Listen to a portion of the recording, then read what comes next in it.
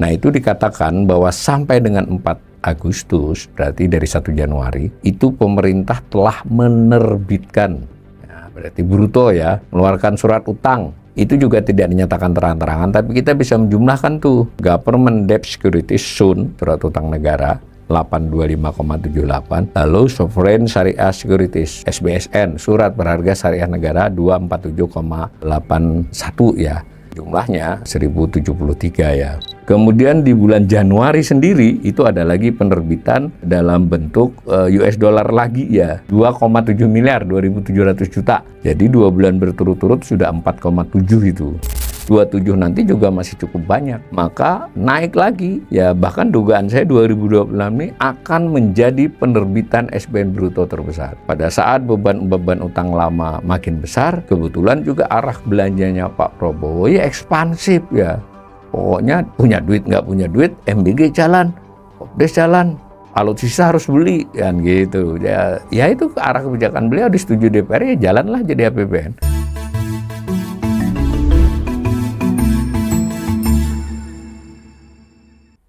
Salam cerdas, komunitas pembelajar yang saya hormati, berjumpa kembali dengan saya di kanal Awali Rizky dalam sesi Assessment Ekonomi. Assessment saya kali ini menyoroti soal posisi surat berharga negara SBN ya, yang terkini.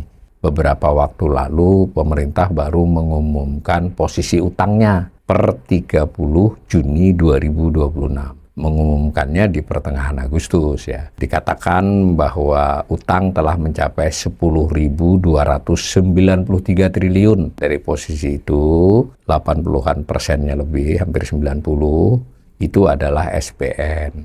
Kira-kira SBN itu adalah jenis utang pemerintah. SBN ini relatif terupdate ya, meskipun tidak terus terang dalam arti ada jumpa persnya dari Kementerian Keuangan, tapi buat pengamat itu bisa terus-menerus memonitor beberapa bagian dari informasi yang disajikan oleh Kementerian Keuangan dalam feature-featurenya. Nah, saya ambil yang per 4 Agustus ya, yang merupakan bagian dari prospektus ya, prospektus pemerintah Kementerian Keuangan untuk para investor, khususnya investor asing karena itu berbahasa Inggris. Posisi SBN lah kurang lebih begitu. Tetapi dalam uraian saya ini supaya tanggalnya pas, saya pakai posisi 31 Juli ya. Cuma kalau yang berupa prospektus datanya sampai 4 Agustus. Nah, ini salah satu gambar utama di prospektus itu ya. Prospektus itu semacam update kondisi SBN untuk investor. Nah, itu dikatakan bahwa sampai dengan 4 Agustus, berarti dari 1 Januari, itu pemerintah telah menerbitkan, ya, berarti bruto ya, mengeluarkan surat utang. Jadi berutang melalui surat. Nilainya itu kurang lebih 1073,62 triliun. Itu juga tidak dinyatakan terang-terangan, tapi kita bisa menjumlahkan tuh. Government Debt Securities Soon, ya, surat utang negara, 825,78. Lalu Sovereign Syariah Securities, SBSN, surat berharga syariah negara 247,81 ya. Jumlahnya ya dibulatkan ya, itu 1073 ya.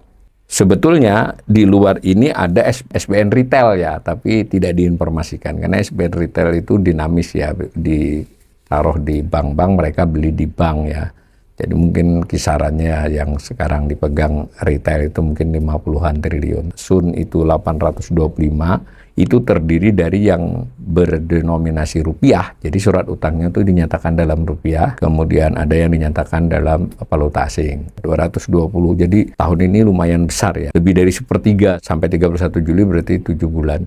Ini jarang ya, dahulu-dahulunya rata-rata 20-an%, maksimal 25, ini sudah 35%-an. Jadi tahun ini memang tahun di mana SBN Palas lebih banyak diterbitkan. Penjumlahan 1070-an triliun ini dua keperluan ya. Satu, keperluan untuk melunasi yang sudah jatuh tempo, tidak diinformasikan juga, tapi saya perhitungkan sekitar 500 triliun sampai 31 Juli. Kemudian menutupi defisit sampai akhir Juli ya.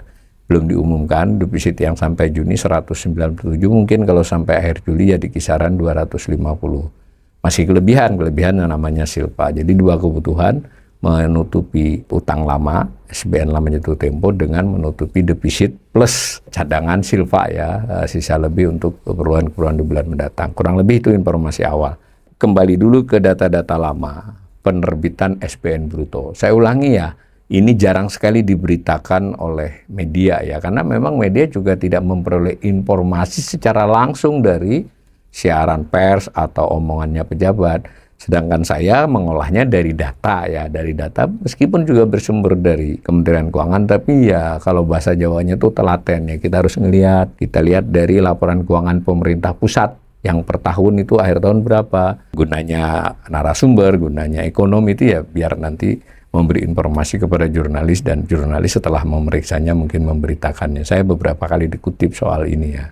Sampai dengan 2025 itu data realisasi ya. Jadi benar-benar saya ambil dari laporan keuangan pemerintah pusat dari 2004. Jadi di tahun 2025 itu sebetulnya 1.448 triliun ya. Gambar kedua dari ujung kanan. Meskipun nanti sebagiannya itu membayari utang lama, sehingga nanti SBN tambahan SBN-nya bersih adalah bruto dikurangi membayar, dapat SBN neto. Nah, yang umum diberitakan SBN netonya. Pemerintah akan menerbitkan SBN sebesar 700 triliun di tahun 2020. Enggak, 700 itu neto. Nerbitkannya kalau menurut perhitungan Bright, karena belum ada data, nanti di tahun 2026 yang berjalan ini 1.600. Orang tadi sampai 31 Juli aja sudah 1.070 kan, 1.060 lah. Berarti kan kurang 540 lagi 1.600. Ini saya membuat perakirannya sejak awal tahun tadi ya, jadi belum merubah saya, dan terkonfirmasi bahwa benar sudah jalan 7 bulan sudah 1.000 lebih kan. Jadi ini kemungkinan saya masih tidak merubah 1.600 itu. Nah, 1.073 malah sampai 4 Agustus ya. Bahwa memang penerbitan SBN itu cenderung meningkat, tapi dulu landai aja. 2004 sampai 2019 itu ya naik tapi landai. 2020, 21, 22 itu kan SBN diterbitkan dengan besar. Tapi andai nggak ada COVID, 2021 itu dibuat naiknya landai, maka 22 itu termasuk alamiah ya. Jangan lupa loh, ini tambahan tiap tahun, bukan akumulasi.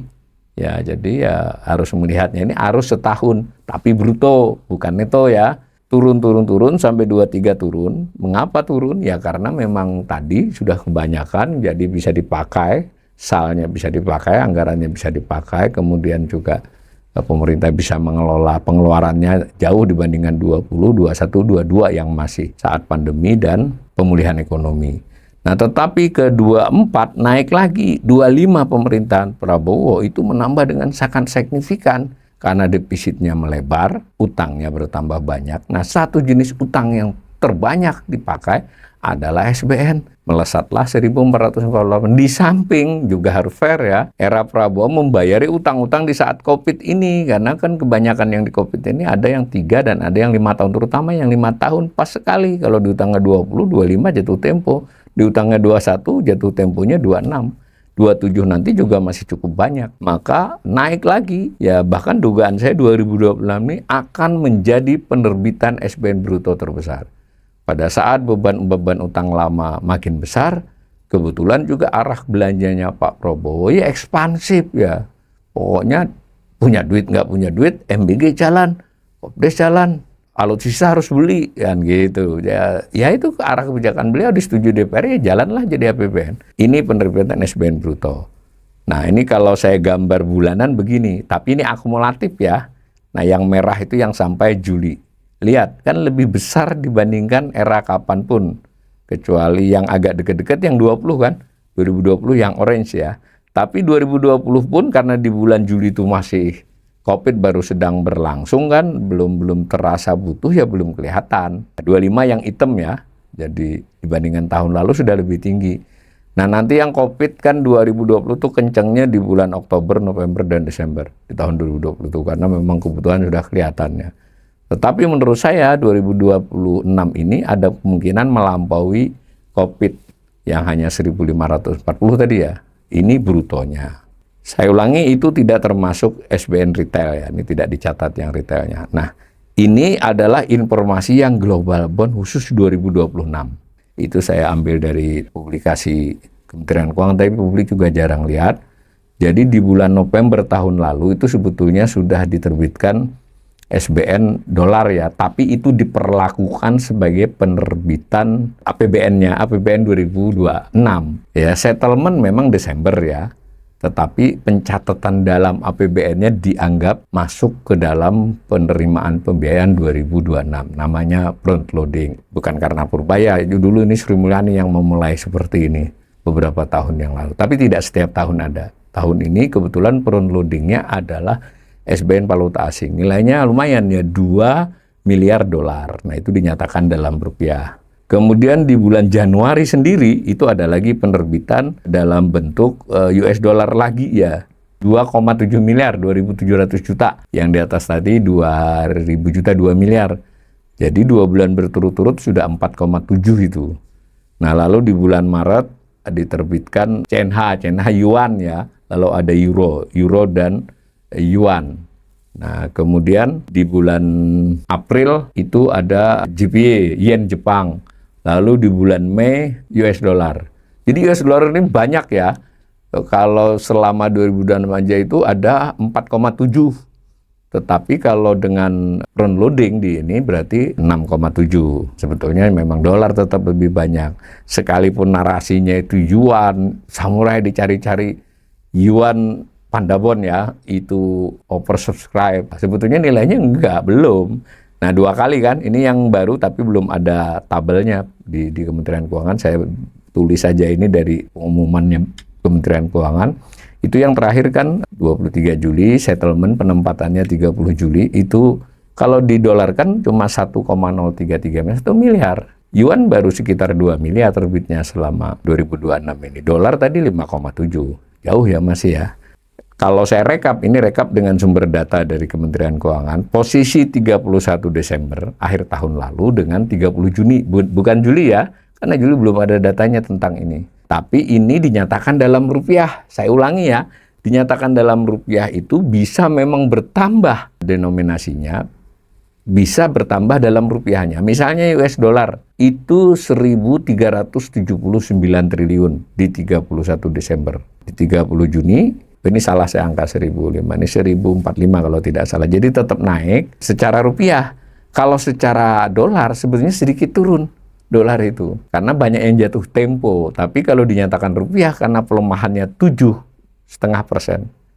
Itu maka secara rupiah dia naik. Jadi ini keliru ya, bukan 1052 itu, kalau nggak salah 1452, jadi naik sedikit.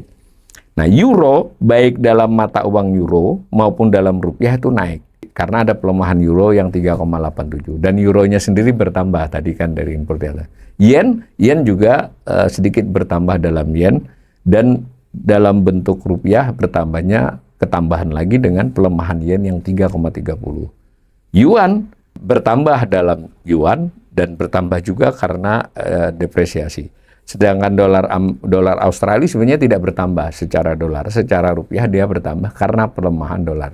Dengan kata lain, sebetulnya ketika pemerintah memilih Pandabon, narasinya oversubscribe, itu berlebihan kalau menurut saya. Pada kenyataannya yuan cuma 40 triliun baru, sementara dolar lebih dari 1.000 triliun.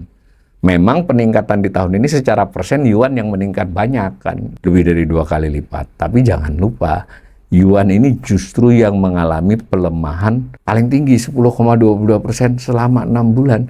Jadi kalau kita mendapatkan Pandabon, seolah-olah suku bunganya rendah, sebutlah 2,3%, sementara dolar 5%, lalu kita banyak-banyak, seandainya ini belum bisa masih, tapi umpama beneran terjadi, itu jangan lupa, yuan itu kita terhadap yuan lebih lemah daripada terhadap dolar, persentase pelemahannya.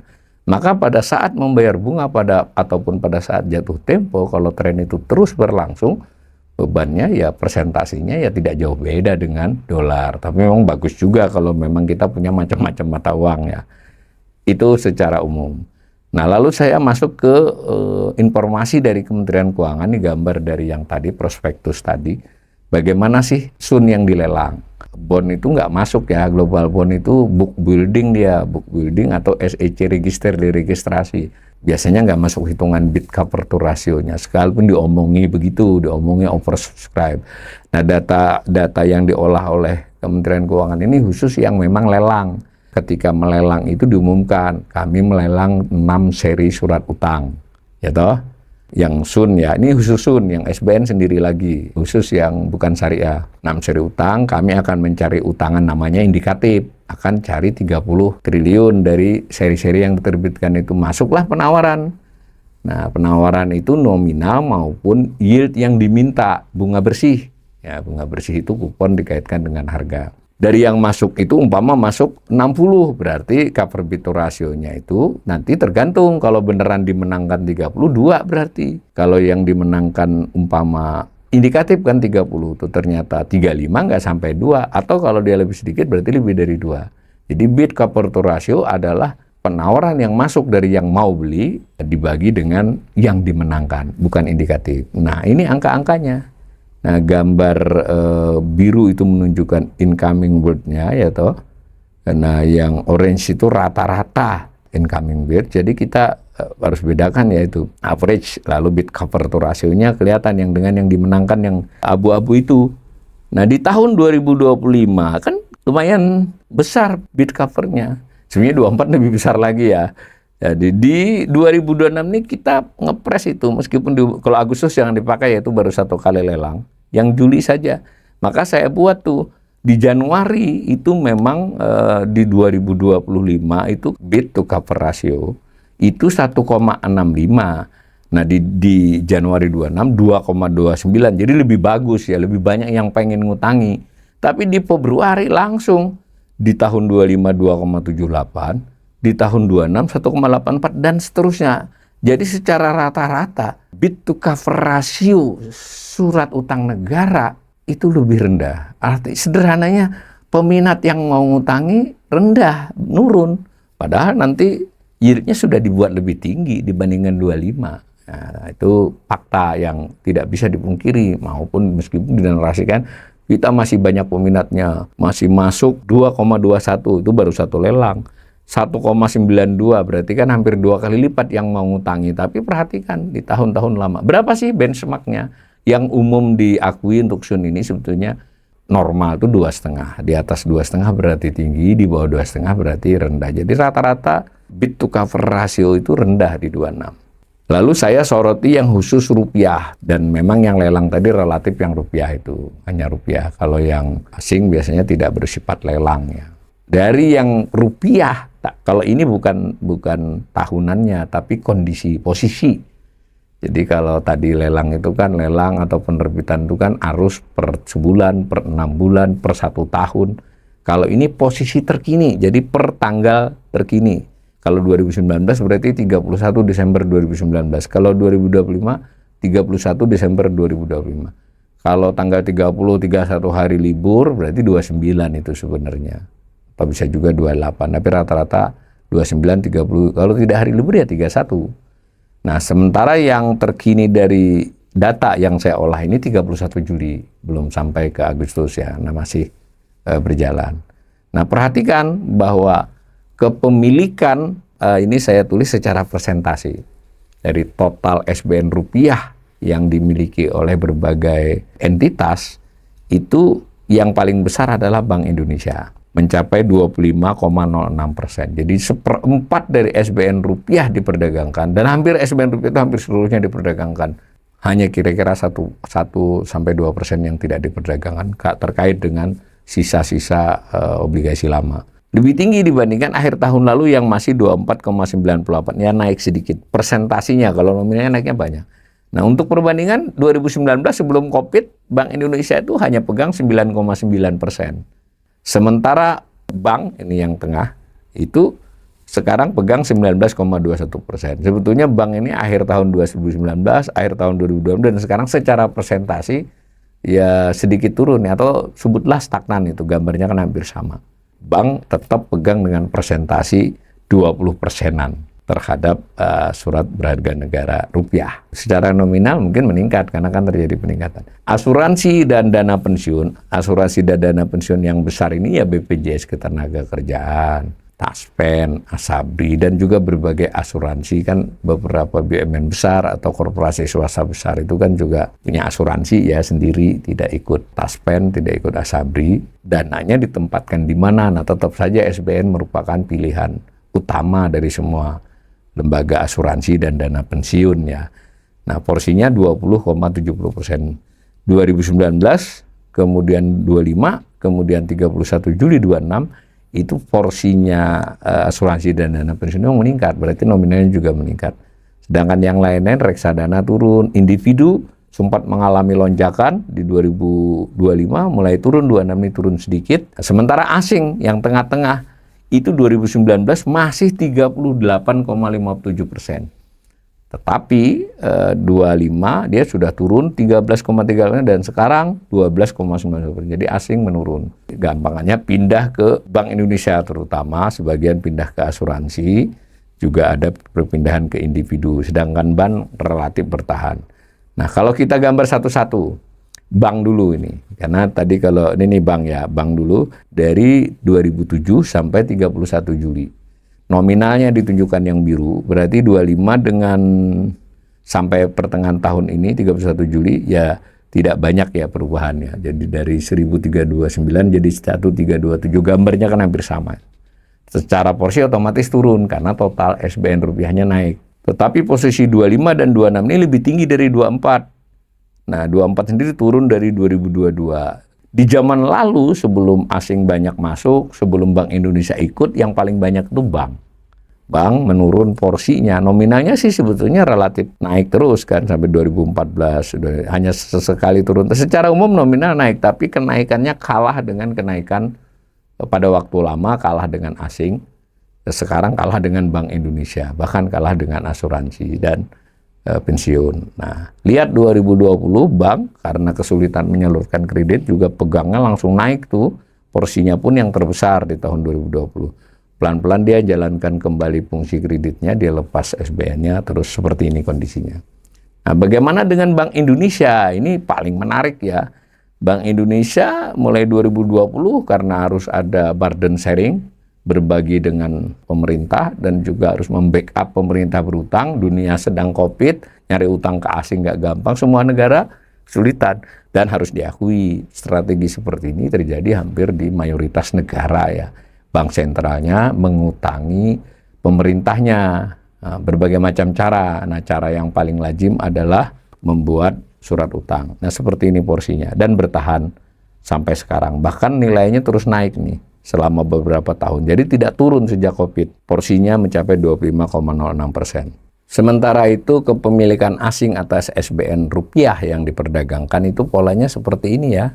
Sampai 2019 sebelum COVID itu nilainya mencapai 1.061 triliun dan porsinya yang penting ya 38,57%. Paling banyak dia. Tadi bank turun, Bank Indonesia belum ambil banyak, yang lain-lain relatif alamiah naiknya. Nah, 2020 dia langsung turun nilai maupun porsinya. Turun terus sampai sekarang. Ya, secara nominal di 4 tahun terakhir memang stuck itu di 900-an ya plus minus. Sekarang 892 triliun. Tetapi tadi karena SBN-nya kan bertambah total SBN-nya. Nah, maka porsi asing ini 12,91 ini adalah porsi terendah selama 2 dekade ini. Bahkan lebih rendah dari 2007 porsinya. Kemudian ketika pemerintah buat narasi asing masih tertarik untuk memberi utang, rating kita masih bagus, ya faktanya nggak begitu. Dicobalah tadi seperti yang di atas, dicoba udah kalau mereka tidak tertarik dengan SBN rupiah karena ada faktor risiko pelemahan rupiah yang cukup signifikan. Kalau dia beli surat utang rupiah, dia seolah-olah dapat bunga tinggi, tapi dia dilihat dari mata uang mereka, si investor asing, sebetulnya ya turun, jadi kecil dapatnya. Karena itu pemerintah mengakalinya, mensiasatinya dengan membuat SBN valuta asing. Nah, itu diminati.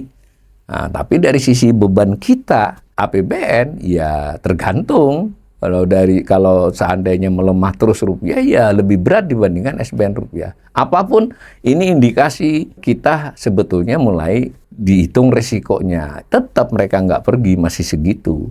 Tapi kan tidak nambahi seperti dulu dan porsinya rendah. Nah, bagaimana kalau kita bandingkan 3 itu? Bank Indonesia, Bank Umum, asing. Yang asing tuh hitam. Bank Indonesia biru, Bank Umum orange. Ya kan jelas sekali Bank Indonesia menggantikan posisi asing kalau dilihat di masa lalu. Kalau bank ya relatif bertahan dengan porsi dan nilainya. Ini nilai ya, kalau di atas tadi porsi. Sementara asuransi dan dana pensiun, ya karena asuransi dan dana pensiun ini secara nominal memang mereka naik kan, preminya naik, jumlah pesertanya naik, dan karena pilihan utama mereka tetap adalah berinvestasi di SBN, dan dalam hal ini salah satunya SBN Rupiah, ya nilainya biru naik. Saya ulangi, yang besar itu, paling besar itu BPJS Ketenagakerjaan, kemudian ada Taspen, kemudian ada Asabri, dan beberapa perusahaan asuransi BUMN besar maupun swasta besar. Ya seperti ini. Ya, tetapi kan naiknya juga alamiah, porsinya naik alamiah. Dan jangan lupa kalau kemudian mereka juga didorong main saham, ini bisa berkurang. Dan kalau keadaan ekonomi memburuk, maka banyak klaim terhadap asuransi. Nah, preminya juga mungkin stuck ya, naiknya pelan, maka dana yang bisa diinvestasikan termasuk ke SBN mungkin menurun. Individu yang sempat dulu, terutama di zaman Sri Mulyani, ini era di mana ibu-ibu, mak-mak itu punya SBN gitu. Iya betul, SBN retail ini ditunjukkan ini. Jadi sejak 2020 itu kan melompat tuh yang biru. Sebelumnya kan datar saja. Porsinya pun dulu hanya di 3%-an, terus naik. Tapi puncaknya telah dilewati tahun 2024. 542 triliun individu ya. Ya sebenarnya nggak hanya mak-mak, bapak-bapak, atau siapapun juga. Bahkan mungkin mahasiswa SBN retail ada. Itu 8,98%. Nah sekarang tinggal 7,8%. Tapi secara nominal bertahan. Kemudian reksadana ini yang sebenarnya awalnya dulu lumayan ya. Apalagi kalau ditarik ke tahun lama. Reksadana ini perusahaan manajemen pengelola keuangan ya, manajemen keuangan. Dia ada orang yang menempatkan diri di dia mengeluarkan produk-produk reksadana, yang reksadana itu terdiri dari berbagai instrumen ya. Nah, kemudian dia memperoleh keuntungan si reksadananya ini juga dengan menempatkan dananya yang sebetulnya titipan kan, sebagian besarnya titipan itu di SBN. Ini juga alamiah saja, memang ada peningkatan 25 dengan 26 ini. Antara lain karena reksadana mungkin melihat di pasar saham terlalu volatile, dia khawatir dia bisa pindah ke sini, dan sebaliknya kalau nanti saham menjanjikan dia bisa mengurangi porsi di sini. Nah begitu, maka saya simpulkan secara umum, SBN sampai dengan 4 Agustus termasuk pre-funding itu kurang lebih 1070. Tapi data-data saya tadi rata-rata sampai 31 Juli saja. Jadi kemungkinan yang sudah dilunasi itu 500-an. Kalau sampai akhir tahun nanti antara 800 sampai 900 yang SBN jatuh tempo. Terjadi peningkatan porsi SBN valuta asing, khususnya surat utang negara, bukan yang syariah ya. Tetapi saya perlu catat, sampai 6 bulan ini sebetulnya dolar turun ya. Sedikit turun karena banyak yang jatuh tempo di 2026, tetapi tetap porsinya yang terbesar ya, sekitar 80% dari total SBN Palas itu adalah dolar. Nah tadi kita sudah melihat yuan mau digenjot tapi belum nampak hasilnya, baru beritanya dia baru kurang lebih 40 triliun ya, sementara si Amerika lebih dari 1000 triliun. Yang nomor 2 masih euro. Bid cover to ratio Sun itu turun, meskipun naik dalam bulan Juli dan Agustus, tapi kenaikannya belum kembali ke era di 2025, apalagi 24. Jadi indikasi kurang peminat, terutama Sun Rupiah. Nah, kepemilikan Bank Indonesia itu meningkat ya sebenarnya. Tadi yang ditulis tadi kan adalah neto, tapi sebenarnya secara bruto dia lebih gede lagi, karena si bank yang punya tadi merepo ke Bank Indonesia. Intinya Bank Indonesia memainkan peran sentral dalam kepemilikan SBN.